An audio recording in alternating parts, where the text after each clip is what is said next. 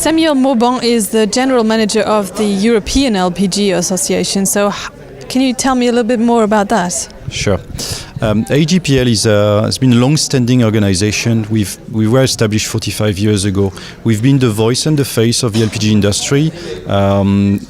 Just about 10 years ago, we're based in Paris. We moved to Brussels to shift the mission of the association.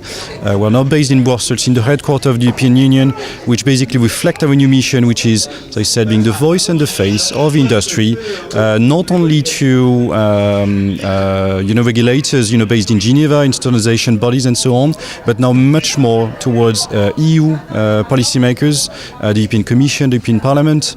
In terms of organizations, the DNA of our association is to represent the national LPG associations, which are a critical part of our membership. We have about 20 of these national associations, so whenever we basically speak on behalf of the industry to policymakers, we really mean it.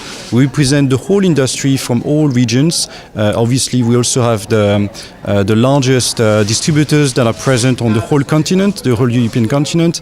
Also, we present a string of equipment manufacturers, basically the whole LPG value chain that we put together just to make sure that whenever we speak on behalf of that industry, we actually mean it.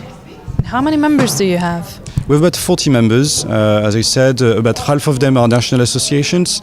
We have 5 pan-European distributors, so it's the usual suspect you would expect from this industry. So it's UGI Corporation, SHV Energy, Repsol, Total Gas, and Veroniki Holding. And we also have a few distributors that are more present on the national level, and about 10 smaller companies that either manufacture equipment or are consultants, or we even have a media group. We have a wide diversity of companies representing our industry. So standardization is obviously a very important issue. Have you been able to work on this with your organization? Sure.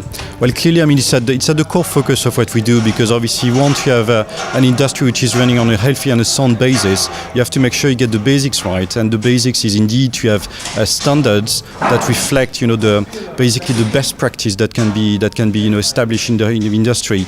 As everybody knows, standards are not necessarily mandatory, but obviously it reflects, the effort of our industry to come up with, the best technologies, the best, as I said, the best practices, basically, in how to set up an industry right. So the sort of things that we've been doing, for the last few decades, basically, it's something we've always been doing, from the use of LPG as a transport fuel. We've been working an awful lot of time, on the quality of the product. For instance, there is a European standard on LPG. Used as autogas, which is EN5 at 9. So obviously there are constant discussions about how we can improve this standard and so on. We've also been working a lot on as a European standard, made with the CEN for the use of these new technologies called dual fuel, which is blending of LPG with diesel. We see a tremendous opportunity for our industry to expand the demand in that segment, and also we have a lot of things ongoing with regards to the standards that are in particular applicable to the dispensers and the stations themselves. So again, just to make sure that the quality of the experience for the customer is the same all across Europe, and that eventually we can all use the best technologies that are in place, and again to make sure that our industry is perceived as a one single entity across the whole European market. Are we selling more LPG than ever before, and what is the trend for LPG sold on petrol forecourts? Yes, that's a very good question. And I think it's a critical one right now, because there's a lot of discussion about alternative fuels and they're basically their position in the whole fuel mix and so on.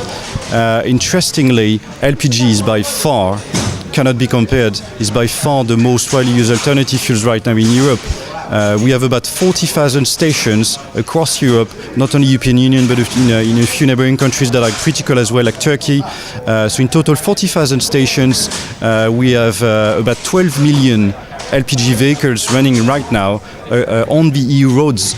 So basically, while we have a number of other competing fuels that are claiming that in the next 10, 15, 20 years, they're going to make it to a significant market share in Europe, we have actually done it already.